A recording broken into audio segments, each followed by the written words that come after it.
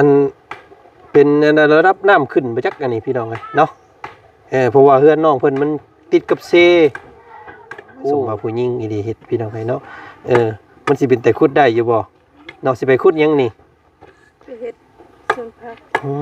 เจ้าก็อยากปลูกผักคือกันพี่น้องเลยเนาะอันนี้เป็นดินเจ้าเพิ่นเลยบ่น้องเลยบ่เอาลองเบิ่งเรากำลังขุดทางนี้พี่น้องเลยเนาะน้องเพิ่นกำลังขุดดินขุดดอนเตรียมจะเฮ็ดว่าซั่นพี่น้องเลยเนาะเดี๋ยวมื้อนี้โดยฮอดไสดินเจ้านะฮอดไสฮอดประมาณนี้โดยฮอดบ่กกไม้ฮอดบ่ลักเกี่ยวมากกไม้หั่นเนาะโดยเกี่ยวมานี้แล้วก็ไปมุงลักมุงรถจักรกันน้องพัวนี่หลายชั่วโมงนี่พี่น้องเอ้ยโอ้ยเฮ็ดจังไดนี่เฮ็ดตัดกันแล้วตอนเจ้าบ่คันบ่ลูกบ่คัน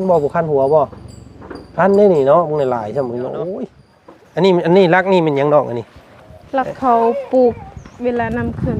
อ๋อแบบวัดเบิ่งน้ำโดยแต่เก่ามันขึ้นฮอดใส่อันว่ามันขึ้นท่วมแห้งๆเลยลุกมันฮอดพี่เลยบ่โดยป้ามันก็ท่วมฮอดหัวเฮาพี่ได้อยู่พี่ก็เนาะโดยเฮือนแถวนี้มันท่วมบ่เลยบ่นี่ท่วมหมดเลยสิเป็นเฮือนหลังนี้ก็ท่วมนี่เนาะหมดอยู่ผู้ฮอดเทิงผู้โดยโอ้ยอันนี้กั้นน้ำได้นี่เนาะแม่นบ่โดยอันเดืองๆนี่พี่น้องเห็นบ่นี่น้องเพิ่นสิเฮ็ดเมนูไข่เพื่อสิจูพื้นจูไผอีกพี่น้องมันง่ายโอ้อันนี้อันเฮือนครัวเด้อมันสิฮักเด้อน้องเอ้ยเนาะเจ้าบ่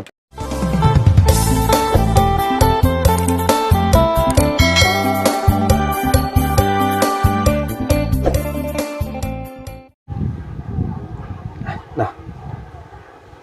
หลายคนก็คอมเมนต์มาหลายพี่น้องเลยทางทีมงานของพวกเราเป็นหยังคือบ่แวะเวียนเข้ามาร่วมแรงร่วมใจซอยต่อเติมบ้านเฮือนซ่านให้ทางน้องบุษบาตาคมแน่ว่าซั่นพี่น้องเอ้ยเนาะซอยแต่ทางเฮือนน้องหัวหลายว่าซั่นเนาะมื้อนี้ทางบ่จันกะแวะเวียนเข้ามาอยู่พี่น้องเอ้ยเนาะ 2-3 รอบแล้วเข้ามาหาน้องเพิ่นนะแต่ก็ยังบ่ทันมี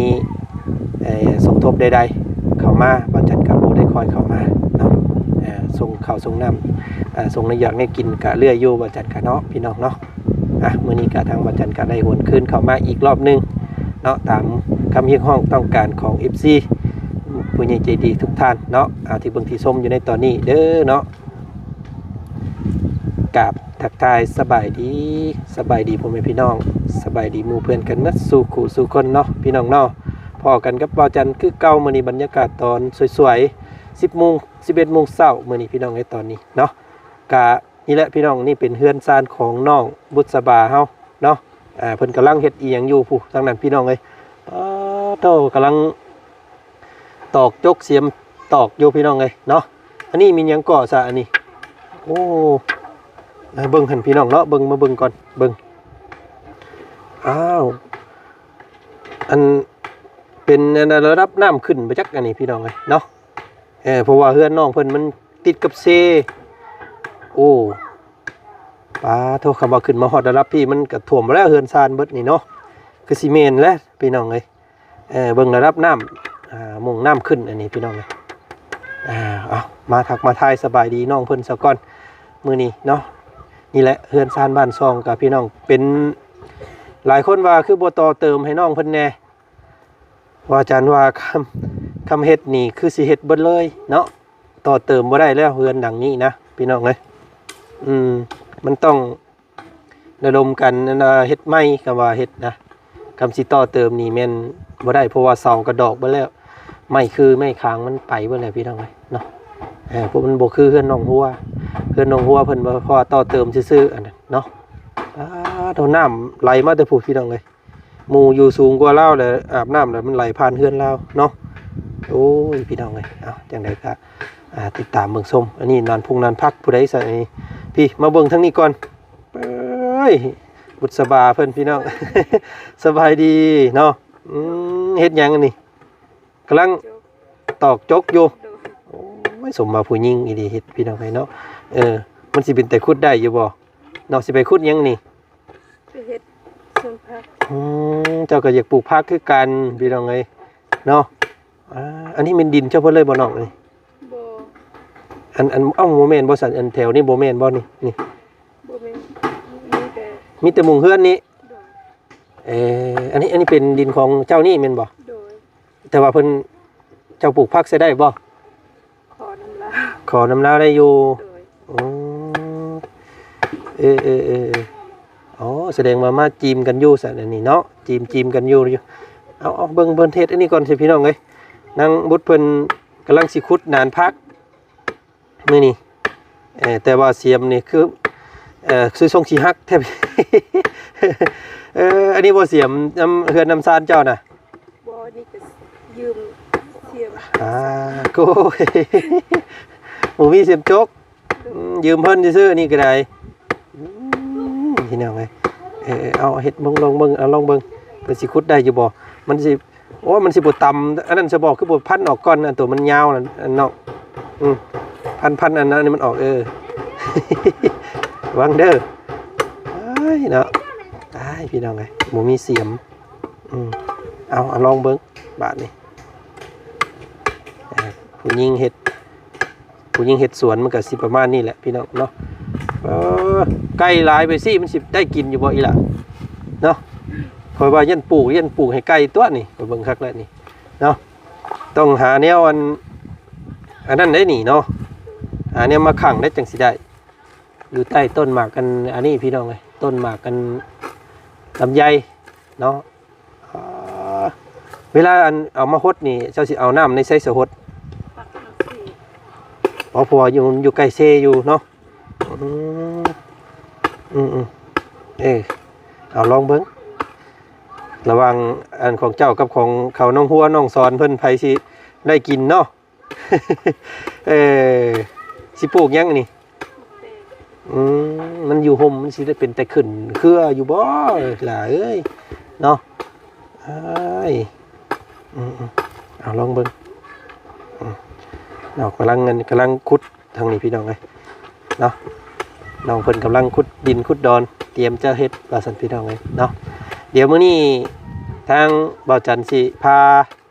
น้องเพิ่นมาเบิ่งเขตแดนบ้านก่อนพี่น้องเลยเนาะสิให้น้องเพิ่นไปซี่จุดว่าฮอดไสนะเนาะเพราะว่านี่แหละพี่น้องเนาะมื้อนี้มีทางบ่าวลุงเฮิมเพิ่นมาแจ้งยอด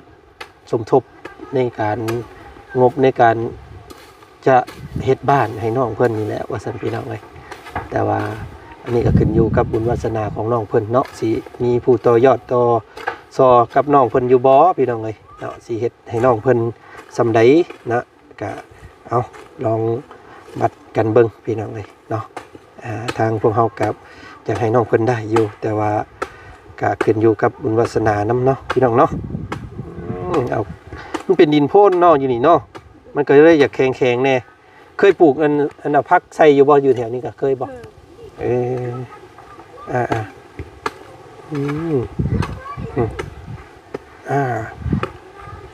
สิปลูกไปฮอดไสคิดว่าสิเอาแต่หมุ่งนี่บ่เอาแต่แถวนี้บ่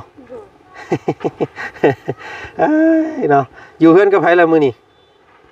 อยู่น้ำพอ พ่อก็อยู่เฮือนนี่บ่ โดยมื้อนี้ล่ะมื้อวันอาทิตย์ เอาอันพังเสียงเนี่ยพี่น้องเลยวันอาทิตย์หยุดบ่ได้ไปไซมื้อนี้ โดย เจ้าขุดขี้ดินไปซี่กับบ่ผิดบ่วันอาทิตย์ บ่ได้ออก สิผิดหยังเนาะ โดย เฮ็ดเวียกเฮ็ดแนวอยู่แนวกินเนาะ โดย ยันว่าเพิ่นห้ามบ่ให้เฮ็ดหยังเลยมื้อนี้ บ่ ได้อยู่เนาะ โดยแต่ห้ามออกไปป่า ห้ามไปล่าสัตว์อยู่ป่าเนาะ โดย เห็นมื้อนั้นว่าพ่อเจ้าได้อันหมูป่าบ่ โดย ไปขายได้เท่าใดบ่ได้ ได้ละ2 ล้าน2 ล้าน7 อ๋อตัวใหญ่อีหลีซะนี่เนาะหายากได้หมูป่าของมื้อนี้พี่น้องเอ้ยตัวเป็นๆเลยเราเอามามื้อน่ะเนาะได้2 ล้านปลายป้าตัวมาบ่ได้มื้อนั้นเมื่อพอดีพี่น้องเอ้ยเพิ่งบ่เฮากำลังสิกลับบ้านพอดีก็เลยบ่ได้มาเบิ่งมื้อนั้นเนาะจักหน่อยจักใหญ่จังได๋บ่เคยเห็นตัวเป็นๆจักเทื่อหมูป่าเนาะได้เรื่อยอยู่บ่ 5กับปีนี้5กับ2เทื่อแล้วได้ ไก่บ่อันมงเพิ่นถือแหวไก่บ่ ใกล้ เทิงผู้นั่นเนาะ โดย แสดงว่ายังมีหลายอยู่สมูนี่เนาะ โ โดย หมูป่าหมูหยังมีอยู่พี่น้องเอ้ยยังอุดมสมบูรณ์อยู่เขตนี้เนาะ โดย เอ้ามื้อนี้ทางอ้ายแวะเวียนเข้ามาเบิ่งน้องเพิ่นกำลังสิเฮ็ดอันนี้พี่น้องเอ้ยเนาะเฮ็ดรากเฮ็ดหยังไว้ก่อนก็ได้เดี๋ยวพวกอ้ายสิซอยอันตัวขังมันด้วยกันเด้อ โดย สิซื้อมาฝากเราบ่ได้รุ่นเบิ่งว่าสิเป็นช่องทางใดไปสิซื้อมาเนาะผู้ใดซื้อมาก่อนก็ได้พี่น้องเอ้ยเดี๋ยวสิซื้ออันแยงเนาะเพิ่นเอิ้นเนาะ โดย บ้านเจ้าเอิ้นหยังแยงคือกันบ่ แย่งคือกัน แยงคือกัน โดย เนาะเอาวางตัวนี้ก่อนเนาะพาไปเบิ่งดินดอนก่อนพี่น้องมาเบิ่งอันนี้ก่อนเนาะเสียมเพิ่นก็ขุดเฮาบ่อยากเข้าซำเด้พี่น้องเอ้ยต้องใส่แฮงใครอยู่น้องเพิ่นนั่นว่าแฮงหลายอยู่เนาะอันนี้บ่แม่นที่ของเราเด้อพี่น้องเด้อเนาะเป็นที่ของอันนั้นอันนั้นมีหยังเนาะหมากกระบกเนาะหมากกระบกเพิ่นเอามาตากไว้พาขายอันนี้บ่ไม้เจ้านะ โดยไม่ตัดเมื่อวานนี่กับลุงเฮย โอ้ยพี่น้องเอ้ยอันนี้น้ำของอันนี้เฮือนพี่น้องตัวเองอยู่บ่ โดย เฮือนป่าเฮือนลุงเฮือนอันนี้เนี่ยเนาะ โดย บอกง่ายๆนี่เป็นดินมูลนะแถวนี้เพิ่นปันกันแล้วยังเดือทอลมเฮือนนี้เนาะ โดย ฮอดไซดินเจ้านะฮอดไซฮอดประมาณนี้ โดยเลย ฮอดบ่กกไม้ฮอดบ่ รัก เกี่ยวมากกไม้หั่นเนาะ โดย เกี่ยวมานี้แล้วก็ไปมุงลักมุงรถจักรกันน้องหัวนี่บ่ โดย ขี่จักรเนาะขี่ยืมรถน้องหัวเพิ่นมามื้อนี้พี่น้องใส่น้องออยบ่นี่สบายดีป้าลุงไงเว้ยอ้ายพี่น้องเอ้ยเฮาหลายๆน้ำหัวเพิ่นเนาะเจ้าคือบ่หานั่นอันนี้ขาให้น้องเพิ่นนี่ หาแต่เขาบ่ให้ ฮะ เขาบ่ให้ เอ้าใครบ่ให้เรานี้เราบ่ให้ขา แม่น ลงมาพี่ลูกลงมาพี่ ให้ตัดผม ลงมาพี่ ก็ ลงมาพี่ ตัด บ่ตัดก็อย่าเนาะตัดก็เป็นผู้ชายแล้วนี่มึงในเฮาหลายซั่นเอ้ยนี่พี่น้องเอ้ยโอ้ยเฮ็ดจังไดนี่ให้ตัด ลาย ก็ นี่ แล้วบ่ตัด เจ้าบ่คันบ่ลูกบ่คันบ่บ่คันหัวบ่คันได้นี่เนาะมึงในหลายซั่นมึงโอ้ยเดี๋ยวอันสิหาแนวอันยาขาได้มาให้เอื้อยเจ้าขาให้เด้อได้อยู่เนาะ เอ้ยแต่เจ้าบ่มีบ่เจ้ามีบ่ มีอยู่แต่บ่หลาย อ้ายสิพี่น้องไอ้ผู้น้ำเพิ่นก็มีคือกันอยู่เลยแต่ว่าสิใครแน่ก็น้องอยู่อันนี้โอ้ยจอยพร้อมบ่แล้วให้มันสิดูดกินเลือดเจ้าเนาะเดี๋ยวสิหาวิธีขาเฮาให้เด้อเนาะกินข้าวแล้วบ่มื้อนี้กินกับหยังมีหยังกิน ว่าสิทอดไข่แต่ไอมากันเลยว่ายังบ่ทอด เห็ดแล้วเห็ดน้องกินแล้วเนาะไอ้มาเบิ่งเจ้าซื่อๆเดียวสิพาขึ้นไปเบิ่งหม่องเฮ็ดอยู่เฮ็ดกินนํเนาะพอดีได้ให้น้องกันเบิ่งพาเบิ่งพี่น้องไปย่างเลาะเบิ่งหอบเพื่อนเจ้าแน่พี่น้องไปอีหล่ะบ่อันนี้หมุ่งตำข้าวเจ้าบ่ โดย แล้วก็เกี่ยวมาลักนี้เนาะดินเจ้าเนาะอันนี้ลักนี่มันหยังน้องอันนี้ แล้วเขาปลูกเวลาน้ำขึ้น อ๋อแบบวัดเบิ่งน้ำ โดย แต่เก่ามันขึ้นฮอดใส่อันว่ามันขึ้นท่วมแห้งๆเลย ลูกมันนี่ ฮอดพี่เลยบ่ โดย มันก็ท่วมฮอดหัวเฮาพี่ได้อยู่พี่ก็เนาะ โดย เพื่อนแถวนี้มันท่วมไปเลยบ่นี่ ทุ่มหมดเลย สิเป็นเฮือนหลังนี้ก็ท่วมนี่เนาะ หมดอยู่ ผู้ฮอดเทิงผู้ โดย โอ้ยอันนี้กั้นน้ำได้นี่เนาะแม่นบ่ โดย อันเดืองๆนี่พี่น้องเห็นบ่นี่โอ้ยเอ้ยแม่นบ่นี่ผู้ฮอดพุ่นดีๆบ่เนาะ โดย อ๋อผู้หมุงกั้นน้ำโหพี่น้องเอ้ยเนาะพี่อุ้ยมันใกล้เซเนาะมันใกล้เซมันใกล้น้ำเซสมมุติว่าเฮ็ดเฮือนอยู่นี่มันสิบ่ท่วมเฮือนเจ้าบ่ซั่น ท่วม อันนี้มันต่ำเนาะ โดย อุ้ยเฮ็ดจังได๋สัตว์นี่พี่น้องพอพุ่นแน่เนาะอันนั้นคุ้งได้เฮือนตู่พุ่นเนาะ โดย เออ เจ้าก็เคยเห็นอยู่บ่น้ำท่วมฮอดพี่เนาะ เคย จักปีแล้วมันท่วมนี่ แต่ปี2018 19วันนั้น ปีนักสุดนะปีนั้นเนาะ โดย แต่ว่าจังหันมาก็ยังบ่เคยมีบัดนี้เนาะ โดย เออแต่ว่านานๆเทื่อนะพี่น้องเอ้ยตั้งแต่2018 5-6 ปีผ่านมาแล้วเนาะ โดย 4-5 ปีผ่านมาอุ้ยมันเหมือนติดหาวน้ำน่องเด้อบ่นี่คันหัว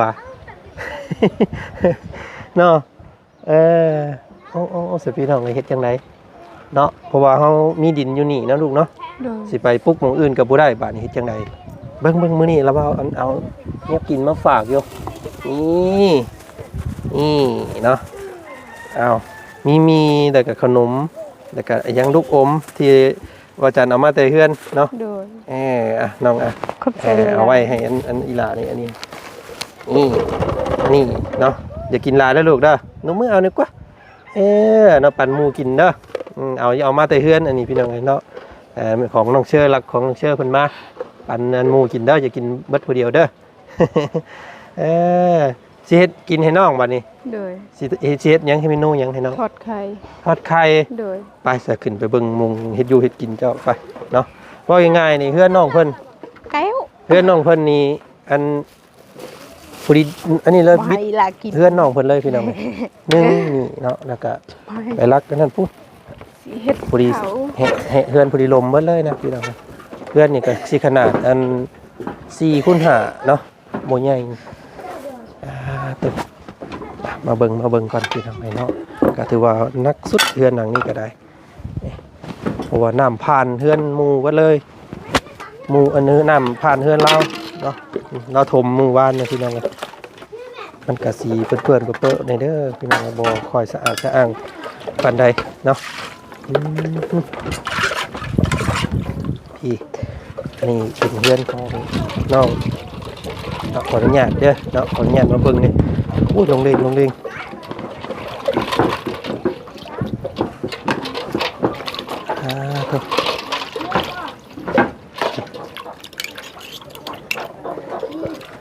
นี่พี่น้องหนาวนี่เป็นมุงเข่ามุงน้ำน้องเพิ่นเนาะอันนี้มีหยังซะน้องอันนี้แห้วบ่ บ่ มีหยังเพิ่นเอิ้นหยัง เบ็ด คันเบ็ด คันเบ็ดนี่เป็นหม้อเป็นแหกแล้วมุงเฮ็ดอยู่เฮ็ดกินอันนี้พามาเบิ่งน้องเพิ่นสิเฮ็ดเมนูไข่เพื่อเพิ่นสิจูพื้นจูไผ่อีกพี่น้องมันง่ายโอ้อันนี้อันเพื่อนครัว โดย มันสิฮักเด้อน้องเอ้ยเนาะเจ้าบ่ตัวใหญ่ครับ เนาะเพิ่นอยู่โหยไม่ลำเดียวนี่พี่น้องมันอยู่เนาะสักมื้อนี่ขอยว่าเจ้าสิสอดลงตารางอยู่เด้อข่อยเบิ่งคักแรกนี่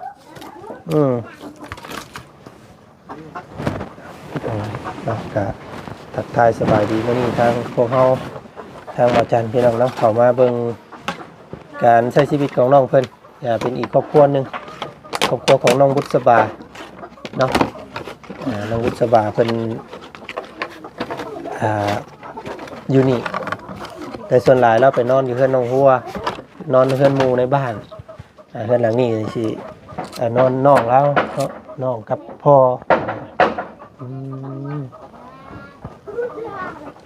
นั้นเรากางไว้มันหัวคือว่ารักอยู่เพื่อนน้องเพิ่นก็ได้พี่น้องเลยเนาะ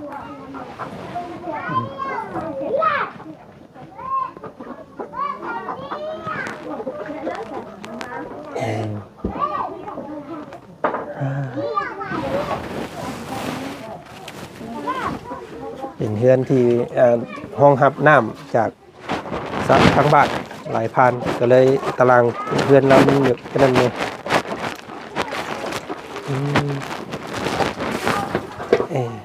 ใส่บ้านนี้ Ala teratia beda. ไข่เนบกินเพิ่นเอาไว้นี่เสียดนี่ได้กินให้น้อง ทอดไข่ ขัวเอา โดยทอด นี่ทอดเอาเนาะ โดย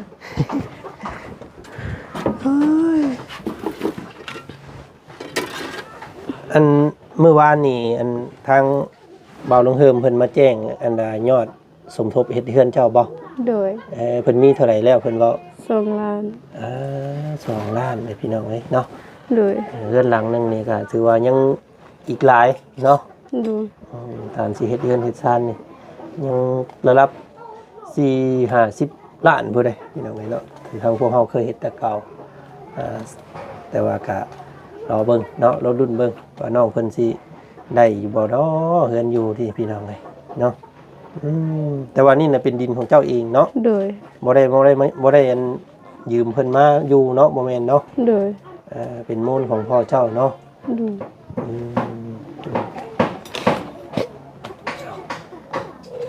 ถ้วยบ่วงอีหยังก็มีซำนี้เนาะน้องเนาะ โดย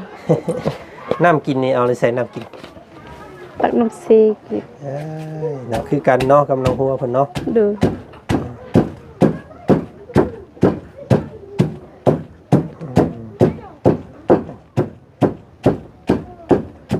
ตำพริก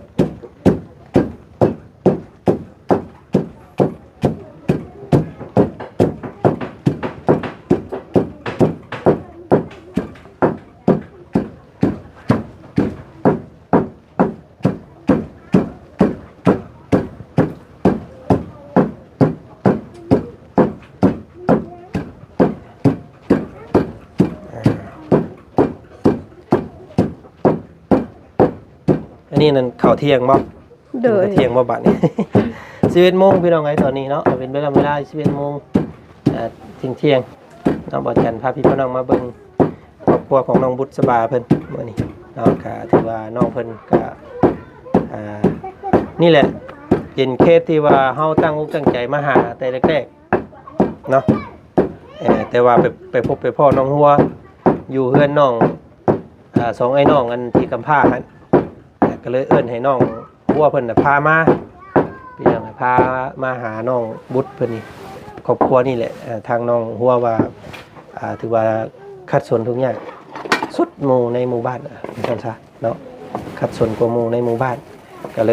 ยตามมาพี่น้องเอ้ยเนาะที่นี่บุญวาสนาน้องหัวเพิ่นบัดมีกว่าเนาะเพิ่นก็เลยได้บ้านเฮือนซ่านที่อุดมสมบูรณ์ก็ขอบคุณใจทางพ่อกับแม่ใจดีทางนั้นก็ได้พี่น้องที่ซอยให้น้องเพิ่นมีทุกสิ่งทุกอย่างในมื้อนี้เนาะตอนนี้ก็นี่แหละพี่น้องรอรุ่นเบิ่งน้องบุษบาว่าไปสิมีหยังเกิดขึ้นในครอบครัวอยู่บ่เนาะมีความโชคดีเด้ออีหล่าเด้อ เอาเนาะจังใดก็มื้อนี้ทางอ้ายสิออกไปหาซื้ออุปกรณ์มาให้น้องหัวเพิ่นก่อนเพราะว่ายังสีเนาะบ่จันยังมีซื้อสีให้เพิ่นอยู่เดี๋ยวประมาณช่วงบ่ายๆเดี๋ยวบ่าวมาหาใหม่อีกเด้อ โดย เฮ็ดอยู่ให้กินให้น้องซะ โดย เนาะเอาเพิ่นว่าสิแวะเข้ามาอีกเด้อ โดย สบายดี สบายดีพี่น้องลืมถามไปอันว่าเมเจ้ากับเมผู้นี้นั่นคนเดียวกันบ่คนละคนเพราะว่าอีหยังก็พอเจ้าว่าจะคนก็เมีย3บ่3คนเสียเบิดเลยเพิ่นน่ะพี่น้องเอ้ยเป็นแม่คนแรกบ่ของเจ้า โดยคนที่สอง คนที่2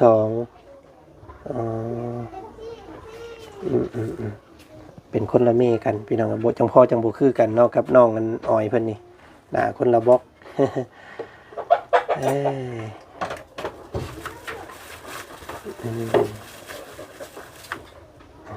เอาโอเคเดี๋ยวจังถามน้องเพิ่นใหม่พี่น้องเรื่องเพิ่นเรื่องหยังเนาะให้น้องเพิ่นเฮ็ดกินซะ